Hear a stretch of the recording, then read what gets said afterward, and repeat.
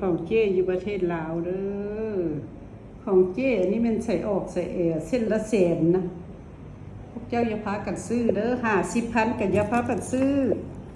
แล้วทรงม้ากระสายคอตอรุดทิ่มเฮียเบิดทำมาไข่เบิ่งเอาไข่อยู่อนุสิตบ่เป็นหยังมาฮอดบ้านแล้วเป็นซื้อแล้วอย่าพากันซื้อเด้อซื้อเอาคำแท้ของจริงอันที่ซื้อมาใส่ดินนี่